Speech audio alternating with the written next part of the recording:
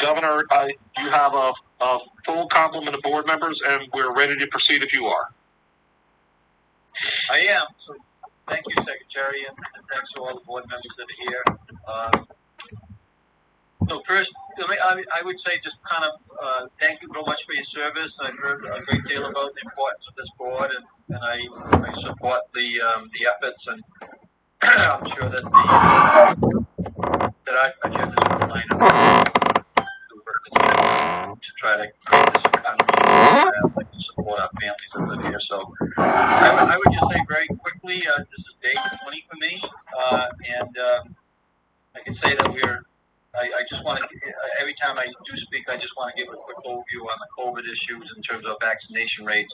Just for your own information, we've built out the capacity to do 100,000 shots any given week, and we're building up to 160,000 shots. Got municipalities involved in a real serious way along with the state. So we're feeling as though that we're going to be able to get levels by mid-May that'll help open up our economy as we move forward.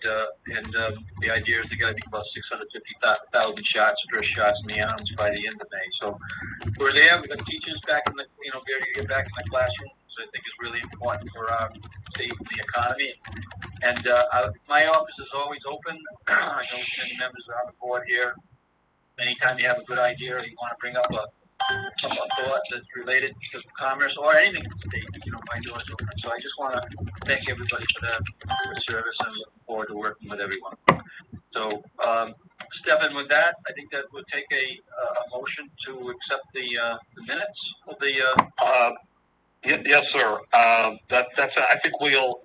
Chris, have you taken the roll in effect, or do you need to do that more formally? Not yet. We should do that now. No problem. All right. With the governor's permission, let's go ahead and take the roll. Great. Go ahead, Chris. Thank you. Mr. Bonanno? Here. Mr. Chenevert? Chris, I'm here, but I also want to make sure I'm recused from the vote on the minutes as I was not a participant. Okay, thank you. Dr. Dan Messier? Present. And Governor, this is Brenda Dan Messier, you just heard. I want to welcome you, and I also want to tell you we're looking forward to working with you to advance the Commerce Corporation work. So thank you very much for your leadership. Thank you. Ms. Kaplan? Mr. Kelly? Present. Mr. McNally? Present. Mr. Nee? Present. Ms. Sams? Present. Mr. Stone? Present. Ms. Toledo Vickers? Present. And Mr. Waddenston? Present. Thank you all.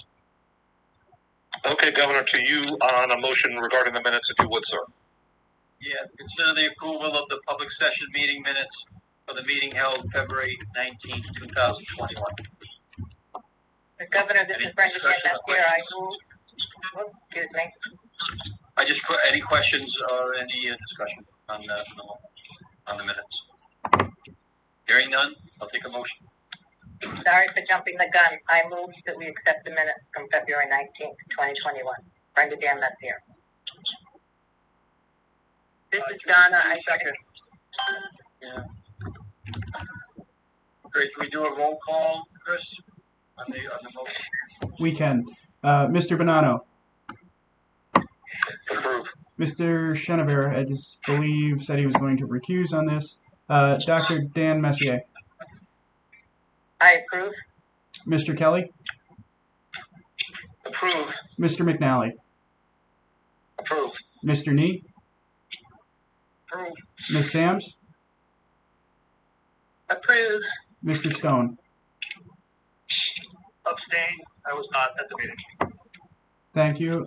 Ms. Toledo Vickers? Approve. And Mr. Waddenston? Approved. Thank you. All right, so that's that motion has been approved. We're going to take 2 and 4 items together. Item 2, to consider the retention of vendors, firms, entities, and/or organizations to provide technical assistance and outreach to the COVID impacted businesses. And item 4, to consider the retention of outreach and marketing services vendors to promote the Paycheck Protection Program and other state federal assistance programs and resources to small business. And Matt Sheep, you'll be able to do the presenting on this. Thank you, Governor, and thank you, members of the board, for having me present. As we know, there has been a second round of the Paycheck Protection Program authorized, as well as other programs available for small businesses, including the Shuttered Venues program, specific new program related to restaurants. And the governor has given us a directive that he wants us out in the community, going door to door per se, and getting the word out to our businesses that there is this federal PPP forgivable loan money available for small businesses. So we have 2 RFPs out on the street. One of them is to seek proposals from firms, entities, and organizations, which we have a broad definition. They can include chambers of commerce, business associations, nonprofit organizations, community organizations. We've even opened up to municipalities. We want to receive proposals on doing outreach and really getting into the community. So more than just hosting a webinar, more than just doing email blasts, but we want to be out there and meeting businesses where they are and helping them get ready and to apply and know about the PPP program, as well as other small business programs that are coming down the pike. So that is the outreach component. The second is the T&TA component. We know that a lot of these small businesses struggle with getting all their documents together, filling out the applications, understanding the rules, make sure they're doing everything exactly right so they can get through forgiveness. That's why we've teamed up tab 2 and tab 4 together for the outreach and then the actual T&TA services for the businesses. So the exact authorization we are looking for is up to approval of up to $300,000 for technical assistance for us to select and seek firms to do technical assistance, and up to $500,000 for outreach into the communities. And then we're also seeking an additional $300,000 total allocation to be in the reserve in case we have extra demand, extra need out there, so that we will have a reserve fund for either of these 2 services so that we can continue meeting the needs of the business community. And with that, Governor, I'm happy to take questions from board members. Yeah, any discussion or questions? I have a couple of questions. Sorry, gosh. Is that Carl? Carl, with the governor's permission. Yeah, Go ahead, Carl.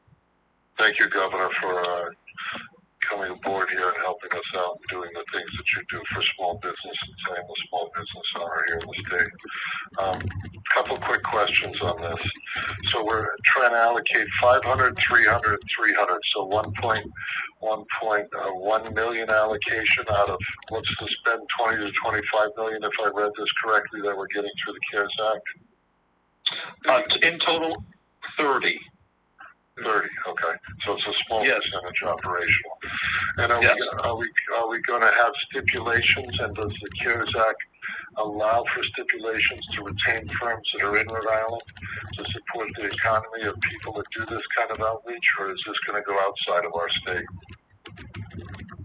Carl, the RFPs were in that if the preference is for our local firms that know the communities, that know the businesses, that are going to be walking our business corridors. We're also seeking firms that know how to reach our minority-owned enterprises. One of the things when we did this previously, we had a goal for the Restore program to have 20% minority business receiving Restore grants, and because of our community partnerships, we were able to, I think we were at 21% of those identified as minority-owned businesses received a Restore grant. So it's all about getting people who know the community. And will people allowed to apply as two companies together potentially because, there's such diversity here in the state and it's important to cover all areas? Or is this going to be just one sole company being able to apply like a cohort? We've left it broad, Carl, because we want to see the proposals that come in. We certainly will take a single application for an association, or we'll consider a joint effort, or maybe there's a municipality that wants to do something right for their town. So we've left it broad because we want to see what the community is going to respond to us. Okay. I just hope that, we really get someone that's basically a really good concierge service to the diversity that we have in the business community and to really have tenacity to go out there because it's hard work, guys, to go knock on doors because if they missed the last 54 weeks of monies available, something is holding them back or something they need information on what this is and what it isn't to feel comfortable with it. So that's just my 2 cents. Thank you for and that's exactly the charge, Carl, that the governor gave us. He wants us out there reaching the businesses that haven't had a touch. So that's the charge he's given to us. Yeah, and a lot of being a small business owner, a lot of people say that they'll do it, and they really don't. So hopefully during the interview process, we can really get an aggressive group to help all those businesses because it's the backbone of, what we do every day. Just my 2 cents. This is Mike McNally. Sorry, this outreach will result in millions and millions of dollars if we're able to, because the businesses I've visited, many of them don't know that they're eligible for for this PPP program. Is there another question? Yes, I had one. On the second one, the $500,000 to basically promote the PPP program. Now, will that be pulled back? Should that program not get extension? Because it's my understanding we have another 9 days and that program's over. So will we not spend this money if that happens? Yeah. This is Stephen. Yes, at least in part, we will. The expectation at this point in Washington is that there will be extension, but if that doesn't come to pass, we likely will engage in more limited outreach. But I'll note this, Mike, but beyond PPP, we have the outreach pertaining to the Small Business Grant Program, which we're going to discuss as the subsequent item here tonight. And we also will likely be rolling out additional programming for small businesses going forward. So it may be that we offer a limited contract with extensions, depending upon how the scene unfolds, if you will. I see. Okay, thank you. This is Donna. I have a question. This is about the technical assistance. To my understanding, I just want to clarify that for the technical assistance, given where some of these businesses are, we are actually looking for companies that have the expertise to really help these businesses, get their papers and all the things they need to do quickly. CPAs and folks like that who can do that. Is that what we're looking to do? That's exactly right, Donna. Okay. All right. Thank you. Hey, Jesse, it's Bernie. I have one question. Will this allocation include the media spend as opposed to just advisory services? I assume it will because it's pretty big dollars, but just want to clarify that. I didn't see it in the memo.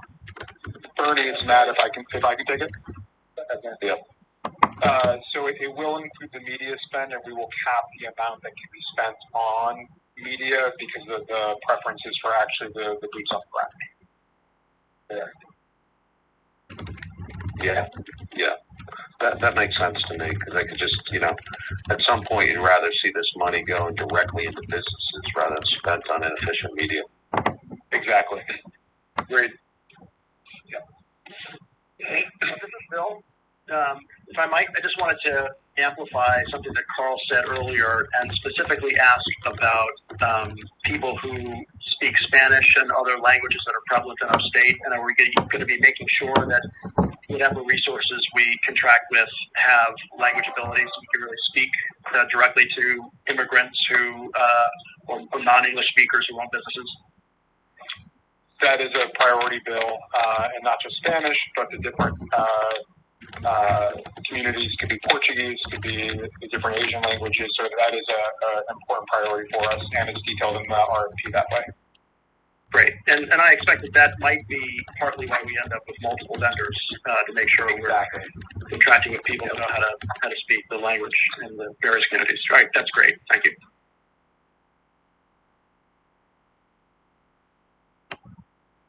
I have one other follow. Yeah, go right ahead, Carl.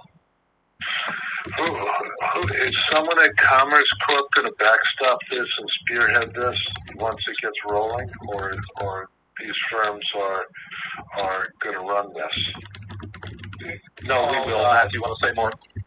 Yeah, I was going to say, Carl, based on our past precedent, when we had these types of services before, there's weekly check-ins, weekly metrics that we require, and definitely a partnership together to make sure we are hitting the communities and they're delivering on what we're funding them to do. But who specifically owns that, or is it a team? You know, just so we make sure that the passion and the deep understanding is there, because this is pretty paramount. It's a significant amount of money coming out of a long 54 weeks. So I don't know if Stefan and Jesse have named one person in particular. I can imagine that I will have a big role to play in it. Stefan, anything else to add? Correct. No, I would say Matt, as our head of communications and community outreach, will be the lead, but there'll be members of his team and others beyond the communications and outreach team within Commerce who collaborate. The client for these firms will be the Commerce Corporation. Okay, thanks, Stefan. This is Vanessa. Stefan, when we're going to be out there doing feet on the street, reaching out into all of these businesses, and I would love to, at an upcoming meeting, to talk a little bit about Supply RI and how we can leverage programs through Supply RI to really support these businesses, not just on the, technical assistance on, the accountants and the folks that can help them set up the infrastructure, but how do we help build a stream of opportunities for them moving forward? I think that's a phenomenal point, Vanessa, and we will definitely do that.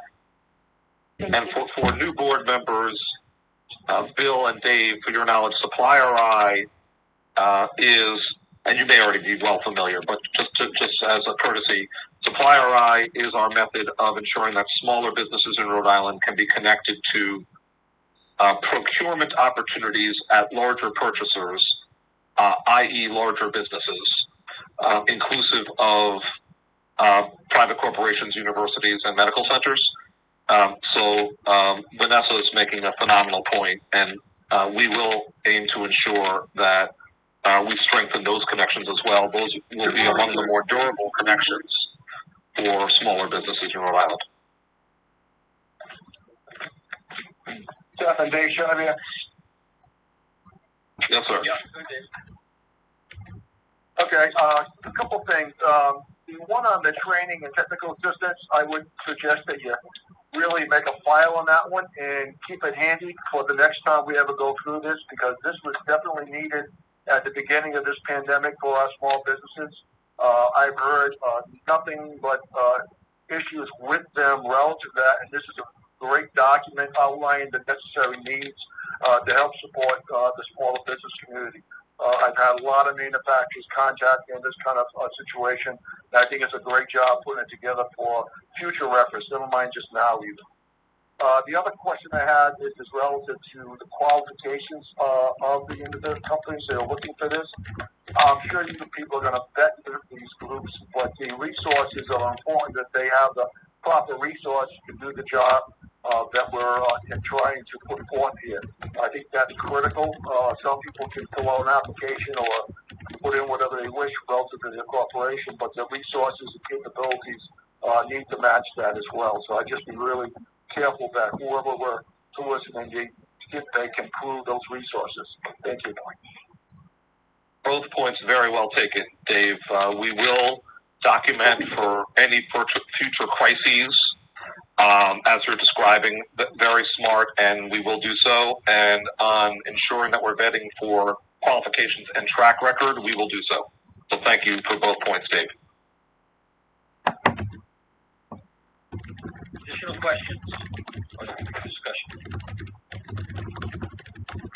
Hearing none, can we do a roll call? Take a motion, rather, motion to approve or not approve? Motion so moved. Liz Bill? Second, Brenda Dan Messier. We do a roll call, please? Mr. Bonanno. Approve. Mr. Chenevert. Approve. Dr. Dan Messier. Approve. Mr. Kelly.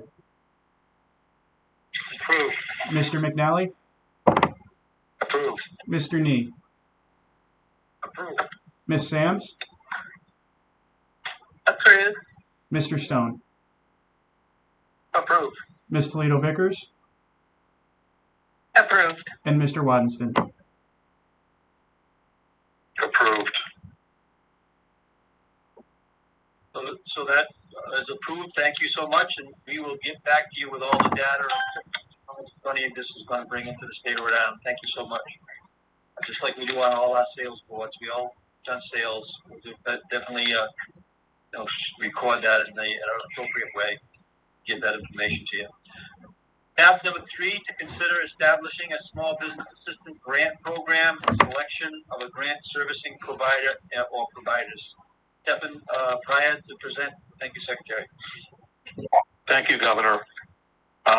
As we've touched upon, Governor McKee has set aside $30 million for this purpose, i.e. for the establishment of a small business assistance grant program. Governor McKee charged Commerce and the state's budget officials with identifying and recapturing CARES Act dollars that had not been spent for the purpose of assisting our small businesses. The focus of this program, as envisioned by Governor McKee, is to bridge the time period between now and the full establishment of new federally funded programs. Of course, there has been a significant legislative event, which is the passage of the American Rescue Plan in Congress. However, the arrival of those dollars will, with a full set of regulations, is weeks, perhaps months away. So we want to ensure that we build a bridge for small businesses to potential additional programming along these lines. That's what we're planning to utilize these $30 million for. As we aim to do with you, board members, and as guided by Governor McKee, we are introducing this item today as one of multiple authorizations. We will likely return to you for authorization of the program itself with its parameters and other specifications. But we are ready now to explore and engage a program administrator or administrators for the program. We think it best to get going sooner rather than later on engaging partners that will be able to administer this program so we can hit the ground running when we have the full program designed. That is for this bridge program.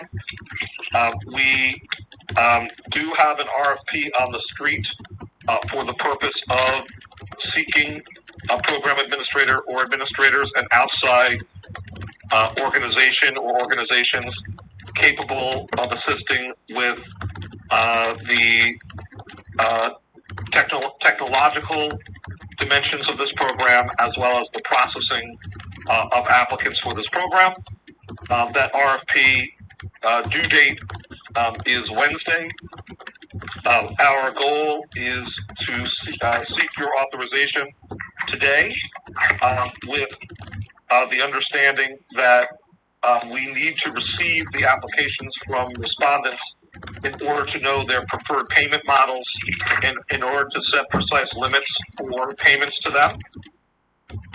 Therefore, what we wanted to do today was seek your authorization for Commerce staff to negotiate a contract with program administrators for this purpose, and we want to seek your authorization for us to consult with the investment committee on final economic terms, such as a percentage of total program cost identified as a maximum for the purpose of administrative cost, or a flat fee, or some other version, again, in consultation with the investment committee of this board.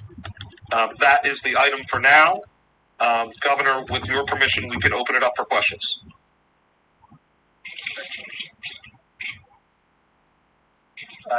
Stefan, this is Mike McNally. We've done this kind of thing before. What do you think the percentage of total? Just give me a wild idea of the percentage of total program costs, or is that something we should be talking about? No, it's okay with me, so long as it's illustrative and not the binding term. I don't mind at all, Mike. I think it's very reasonable. Because we may be talking about this program plus some smaller programs over time that are supplementary, because this may be an evolving scenario, we'd imagine that something like a 5% cap could be reasonable. Could it be 4? Could it be 6? Yes, of course, and we would discuss that with you and your colleagues on the committee. Okay, great. Thank you. My pleasure. Stefan, it's Carl. Hi, Carl. Didn't we hire a firm, was it in 19 or 20, to do something similar to this for vetting? Yes. An out-of-state firm. What was yes, that program? Just so I have frame of reference in the rest of the. Sure, no problem. How did they work out? That was for the Restore Rhode Island Small Business Grant Program, which is the predecessor to this program. The firm hired was CRF, and they did fulfill the terms of their contracts, and we did use a similar method to set term with them based upon the scale of the program and sought an appropriate percentage of costs for that single program. And in this case, there may be multiple programs that we launch. So hopefully that's a sufficient quick response. Yeah, and some of the feedback, and I didn't have intimate knowledge working with them, just from our Rhode Island community, is that it was so-so feedback, but I may be poorly, making a judgment or opinion on that. And would we try and use another outside firm like this, or is this something someone in-state could do? Because it's very broad and they have to do the reviewing process as well, correct? They may.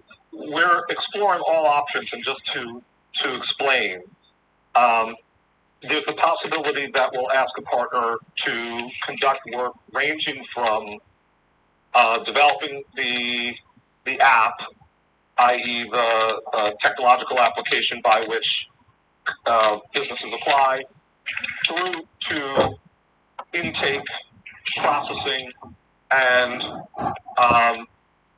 the issuance of checks. So that would be the entire array of activities. It's also possible, Carl, that we will choose only a subset thereof. We anticipate the firm or firms to work in tandem with Commerce, as well as potentially other state staff. So this may be more of a hybrid model this time, so that we can conduct some of these activities even more closely aligned with government, closer to home, literally and figuratively. So there are a lot of variables. So it may not be that a single firm does the full array, and that's why we aim to resolve all this in consultation with the committee, and although it's a bit complicated, resolve rapidly. And I'm sure you guys learned a lot of lessons with CRF, things that weren't asked and the things that should have been asked and feedback from the public. So, okay. Thank you, Stefan. Yes, we did. Hopefully other board members remember that vote and that project that we have. Thank you.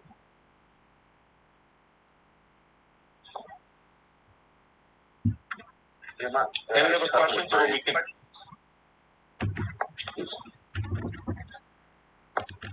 Stefan, Bernie. I think the idea, this is federal money going into the small businesses of Rhode Island is kind of exactly what this is designed for. I'm just concerned about how to avoid, the politics of who gets it, and to make sure it's distributed in a way that's equitable. Different types of businesses, geography, industry. I mean, I think that's it's a political minefield where you end up, fraud. And so whatever you're going to do to distribute this money, just assume it's going to get a lot of public scrutiny. And so it's got to be, really fairly distributed. And so you may need to go in smaller increments to make sure enough businesses get some benefit. I don't know how to do it, but that's my concern.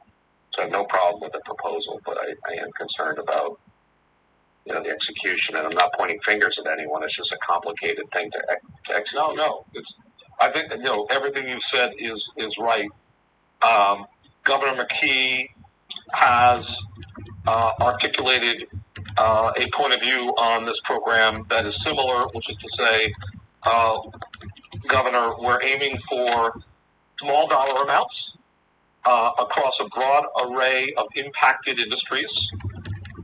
Again, this is a bridge program that will buy us some time until the additional federal funds arrive with the full set of regulations that we can operate under, federal regulations. So, Bernie, the kind of approach you're describing is our intent. There will be clear criteria, modest, but for small businesses, meaningful dollar amounts, with a goal of efficient dissemination of the dollars. So that's what we're gearing up for. Yeah. Thanks, Jeff. My pleasure, Bernie.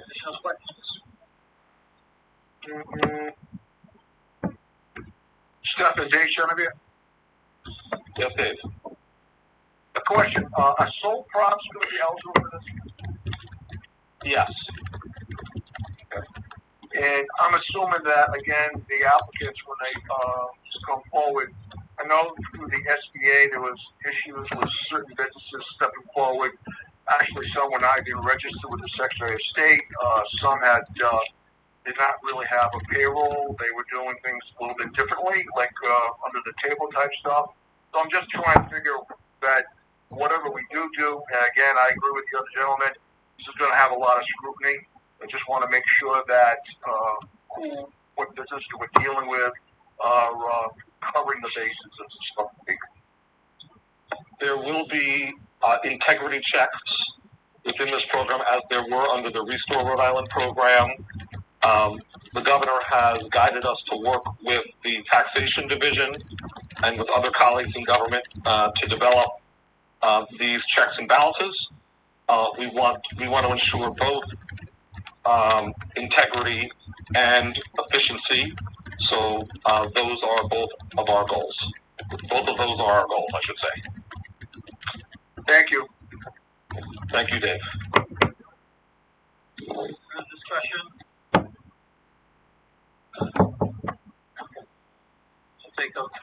Hearing none, I'll take a motion to or not approve. Governor, this is Brenda Dan Messier. I move the motion. I second. This is Vanessa. Thank you. Do a roll call, please. Mr. Bonanno? Mr. Chenevert? Approved. Dr. Dan Messier? Approved. Mr. Kelly? Approved. Mr. McNally? Approved. Mr. Nee? Ms. Sams? Approved. Mr. Stone? Approved. Ms. Toledo Vickers? Approved. And Mr. Waddenston? Approved. The motion has been approved. Thank you again, and we will do our best to make sure that this money gets out quick and it gets out to as many businesses as we possibly can to help them bridge this gap that's going on right now. So thank you so much for that. Tab number 5, consider approval of innovation vouchers is next, and Stephen Fryer, followed by Christine Smith, who will give the presentation. Thank you very much, Governor. Most, if not all, board members are familiar with this program, but we just want to give you a quick retrospective on it, and then most importantly, ask Christine to present on the particular company that is seeking a voucher, Tilt. We're very pleased that that Tilt is before us today.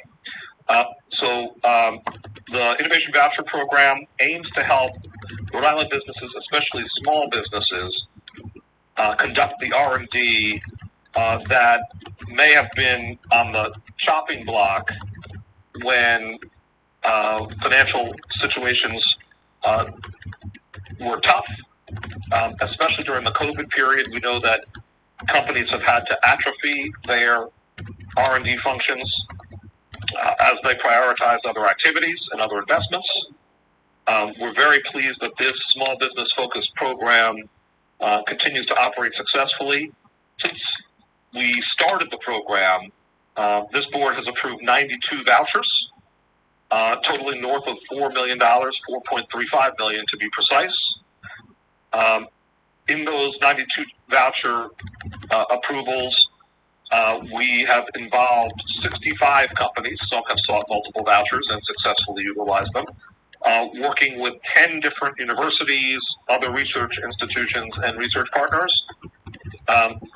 It should be noted that the biggest plurality of research partners approved are at URI. 32 of our vouchers have gone for small business collaborations with the University of Rhode Island. And Tilt is yet another. We're very pleased that they have brought forward a proposal to collaborate with the School of Engineering at URI with a truly exciting proposal.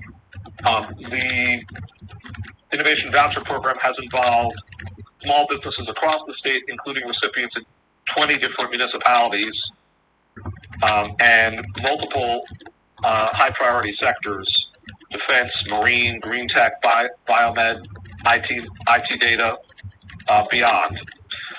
So we're pleased that this program continues to be useful in the context of the COVID crisis, definitively so. I'll also note, with credit to Dave Chenevert in his pre-board life, that we created an avenue for manufacturers to receive assistance even without an external partner if they're conducting R&D that would not happen otherwise. And we've utilized that version of the Innovation Voucher for manufacturers multiple times. So thank you, Dave, and thank you to the manufacturing community of Rhode Island. But with that as an introduction, I want to turn it over to Christine Smith for the most important points regarding this application from this great company. Thank you, Christine. Thank you, Stephen. Yes, so before you, you have a request to provide a grant of $50,000 to Tilt Active Corporation. As Stephen mentioned, these are grants that allow a company to tap expertise in bridging a gap in product development. This particular company is developing a fitness product resembling furniture, specifically a rocking chair. It would be used by those aging or others who need access to a low-impact exercise regime. The company is led by a team with great depth and expertise in developing this type of a product. The co-founders are John Duke. John was the founder and CEO of Water Rower, a very successful company here in Rhode Island. And so this is his activity as a serial entrepreneur, returning to develop yet another piece of equipment. John Duke is working with Jonathan Heisman. Jonathan is here with us on the telephone today if there are any questions. And John's expertise is in medical device development. So the company has made great progress. They hold a patent on this lever-actuated rocking chair. They've done various iterations in the design of various materials, various designs of the actual product. They've reached out to companies in the area, so they have a local supply chain, and they do have a product in the market. They're currently selling this rocking chair, and its people are purchasing it.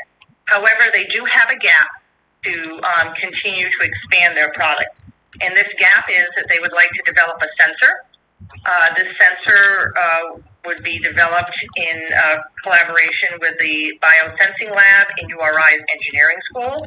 The lab has expertise in designing and testing human motion technologies and also in developing data analytics for health applications. This sensor would specifically increase the capacity of the product to provide motivation to its user, similar to the step counters that we have. This would be able to count the rocking motions, and you could go for a specific goal, or you could have a competition among friends. It would also add a monitoring aspect to the rocking chair or the fitness equipment. This would be through data analytics, and it would allow perhaps a healthcare provider to, or the user itself to better understand the core muscle use and also other sorts of muscles that are engaged with the exercise. The company is well positioned past this 8-month research project for longer term growth. They have developed a marketing plan. They've spoken to potential larger users, such as health insurance companies or others that are interested in health of this age group. And they've also spoken to companies that sell similar equipment. They also have plans for growing the company here, both internal growth and then using professional services and continued growth of their supply chain. Thank you, Christine. And Stefan, are there any discussion or questions? This is Mike McCalley.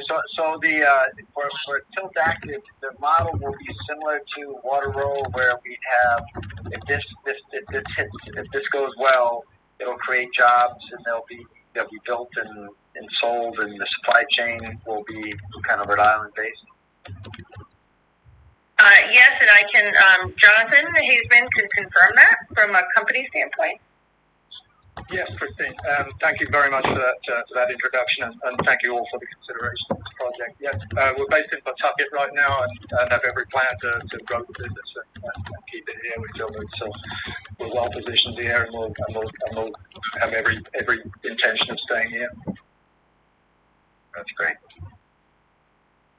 Hey, Stefan or Christine, I have a just general comment. I think I've made this comment before.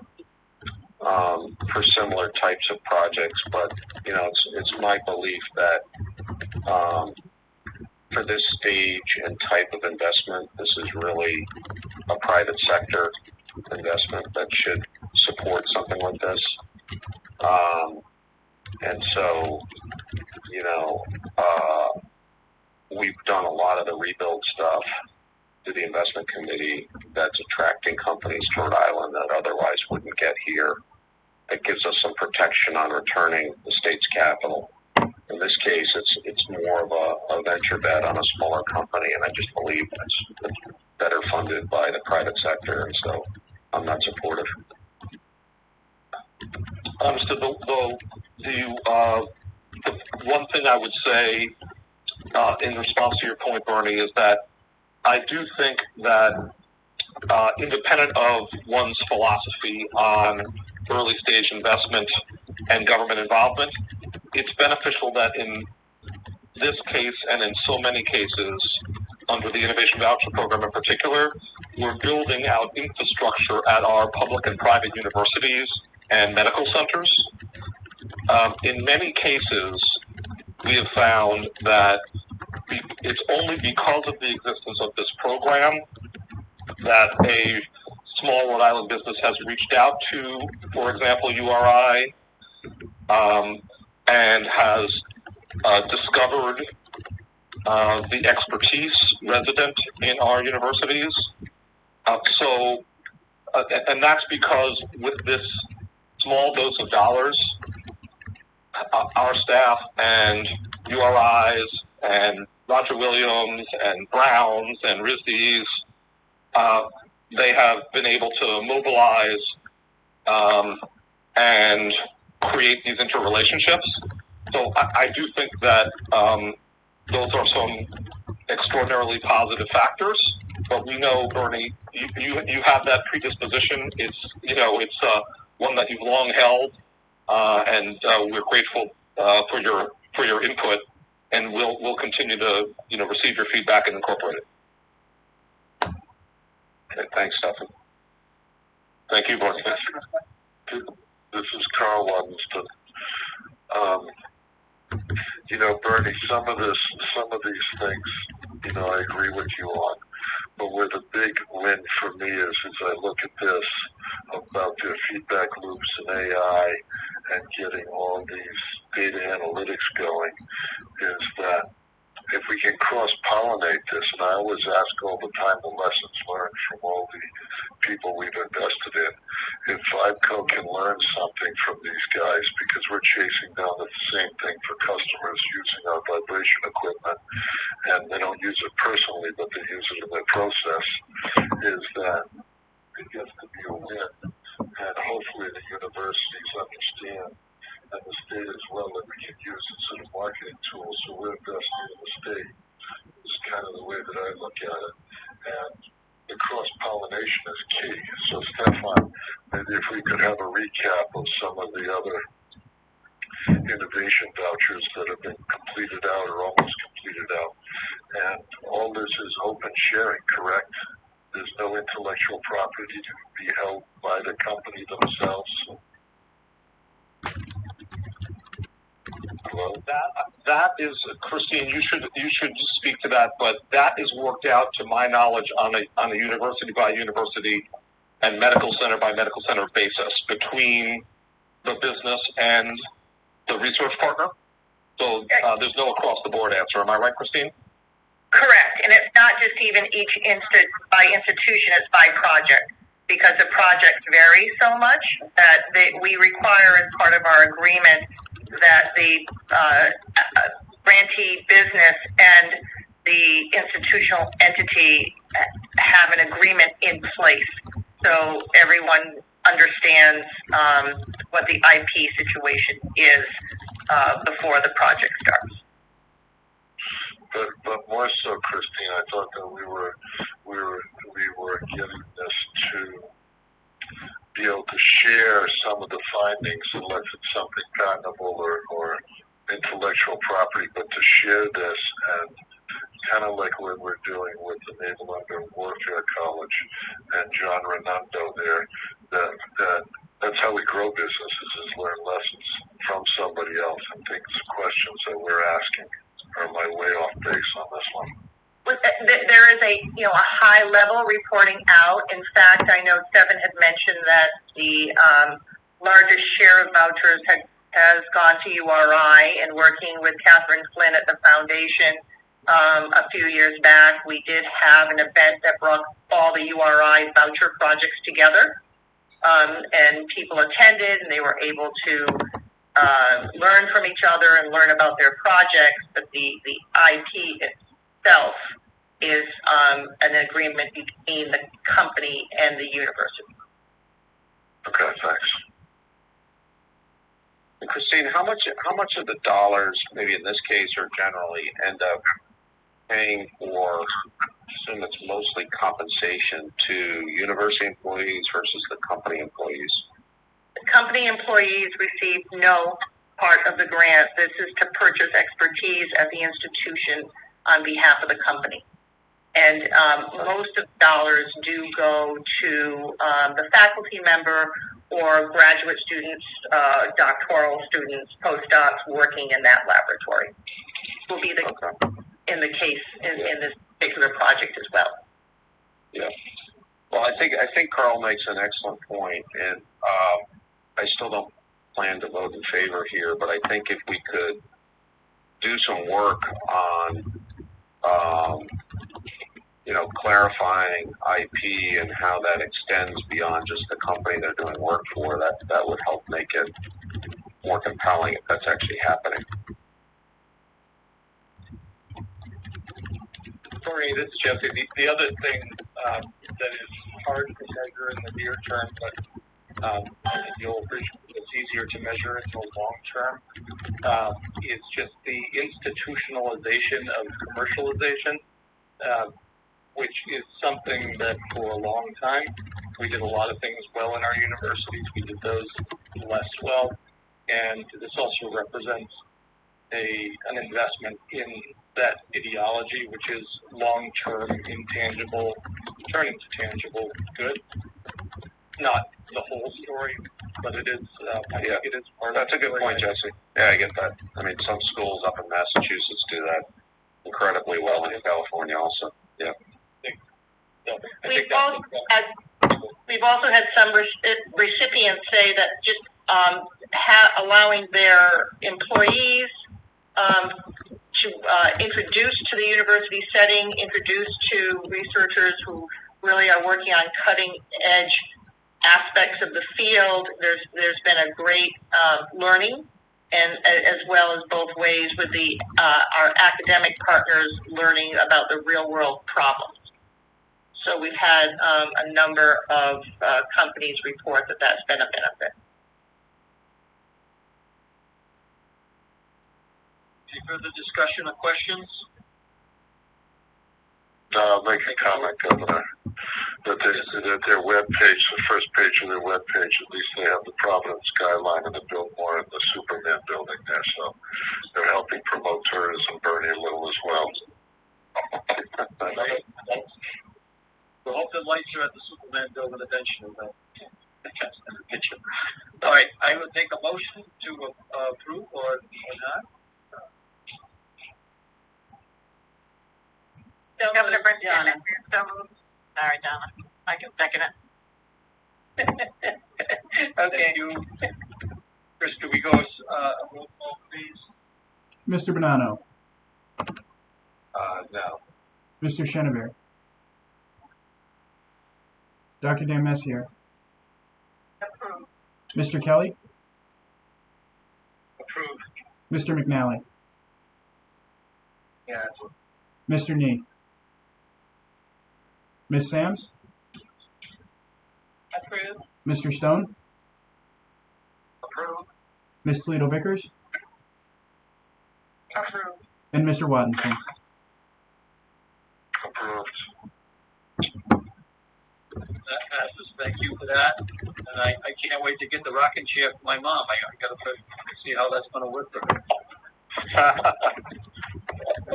This is Donna. How about I'm looking for one for me?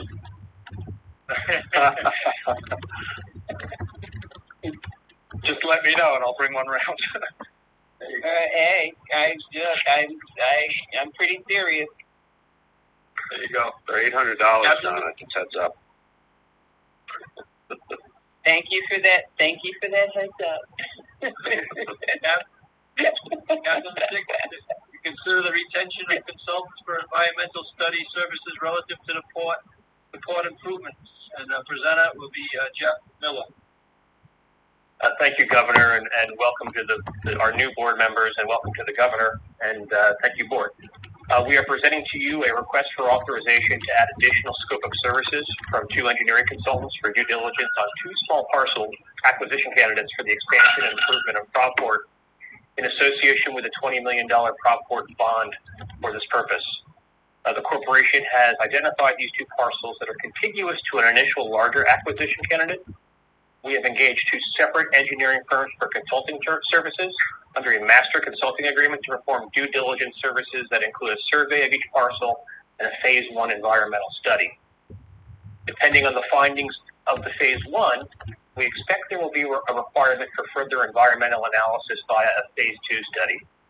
While we don't know the exact cost of the phase 2 for each parcel, in the interest of moving these transactions along at an unfettered pace, we are requesting authorization from the board today to enter into an additional phase 2 scope of services for each engineering firm at a cost per parcel not to exceed $50,000. Note that we expect the additional scope to cost considerably less than the not to exceed request, but we will not have further detail until the initial study is complete. This request is consistent with the earlier similar request that was approved by the board in September. And note that the cost of the acquisition and the consulting work are funded by the bond proceeds. And with that, I'm happy to take any questions. Questions or discussion? Questions or discussion? Carl Wadden, still again, Governor. Stefan, is this? I thought we had already selected one group for doing feasibility and doing some kind of study previous to this, or am I wrong? No, you're correct. This is an additional phase 2 scope of services. Jeff, do you want to explain a bit more? Sure. So we did do, thank you, Carl. We did do a RFP for basic consulting work for the Proport project. I think we received either 2 or 3 respondents. I think it's only 2 though. And we are, so we're using both of those 2, one of each for each of the parcels under a master consulting agreement. Okay, and the 2, we didn't have 1 and 2 wrapped up. We knew that, or we didn't know there was going to be a 2. So, Carl, the vendors are approved. There's a requirement that for consulting contract in excess of $20,000, we need to come to the board for approval. We will go through that level at this point. That's why Jeff is. Okay. All right. Thank you, Jesse. Thank you. Good.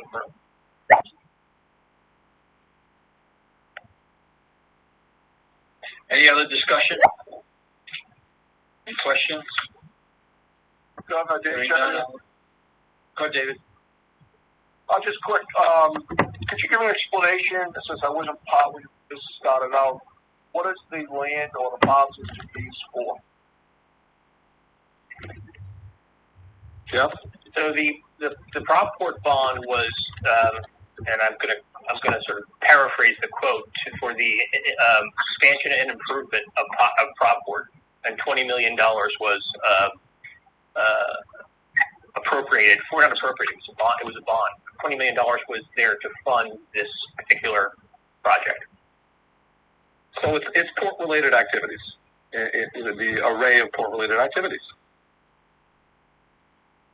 Okay. Anything in particular? Do we know? It's just like too soon, Jeff, right? Too soon, Jeff, for the moment. I think it's very general because, I mean, Proport's going to be there for a very long time, and so I think that there are many uses for the land, but these particular parcels are contiguous with or across the street from the existing Proport facility. Okay. All right. Thank you. Any other questions? Hearing none, we'll take a motion. This is Mike McCown. I'll move approval. Second, Brenda Dan Messier. Thank you, Brenda. First, can we do a roll call, please? Mr. Bonanno. Approved. Mr. Chenevert. Approved. Dr. Dan Messier. Approved. Mr. Kelly. Approved. Mr. McNally. Mr. Nee. Ms. Sams. Approved. Mr. Stone?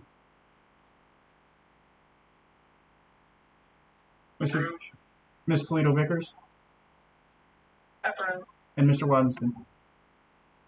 Approved. Thank you, and that motion is approved. Tab number 7, an information item, consider the retention of an executive search committee. Presenter Jesse Saglio, please. Thank you, Governor. Members of the board, good to be with you.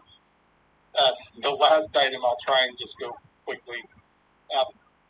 We are seeking approval to retain an executive search firm.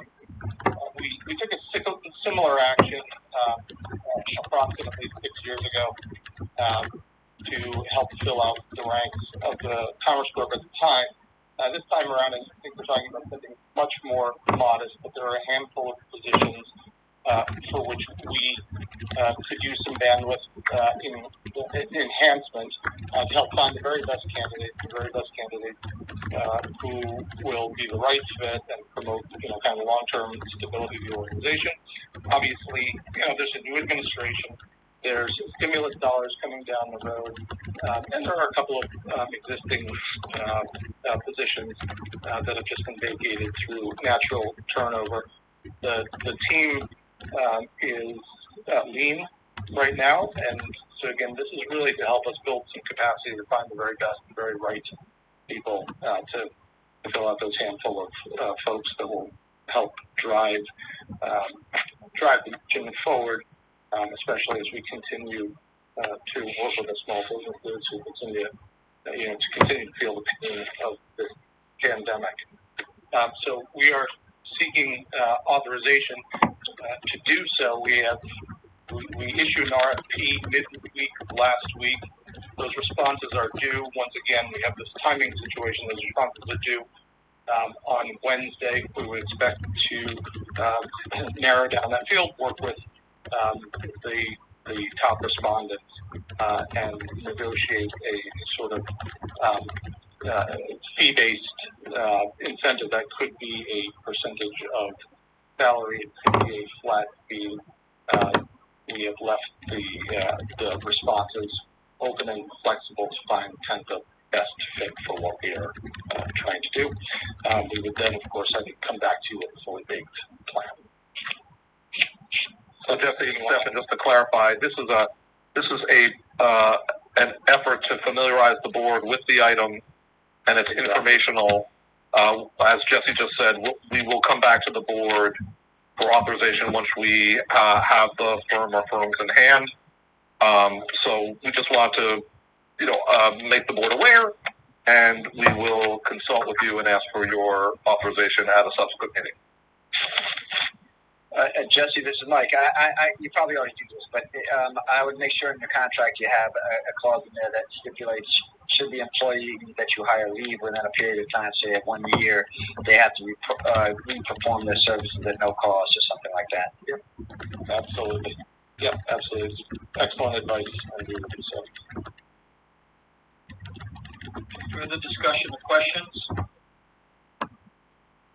I would take a motion. So moved, Governor. Thank you. Second. Mike McCann, I'll second. Mike, Chris, please follow roll call. Mr. Bonanno? Mr. Chenever? Dr. Dan Messier? Mr. Kelly? Approved. Mr. McNally? Approved. Mr. Nee? Approved. Ms. Sams? Approved. Mr. Stone? Approved. Ms. Toledo Vickers? Approved. And Mr. Waddington? Approved. The motion passes. Thank you. And before I call for adjournment, I just want to welcome Bill and Dave to that first meeting, which is my first meeting. And Treasurer and Carl, Mike, Vanessa, Donna, Jason, George, and Bernard, board with each and everybody who you call me personally as you have ideas to help the state of Rhode Island.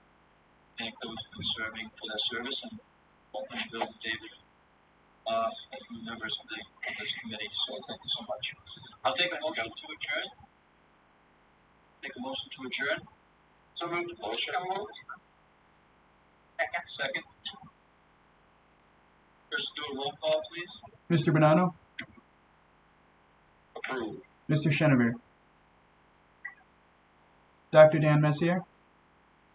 Approved. Mr. Kelly? Approved. Mr. McNally? Mr. Nee? Ms. Sams? Approved. Mr. Stone? Ms. Toledo Vickers? Approved. Mr. Waddenston? Approved. Thank you, everyone. Very true. Thank you so much. All right, thank you. Thank you, Governor. Thank you, everybody.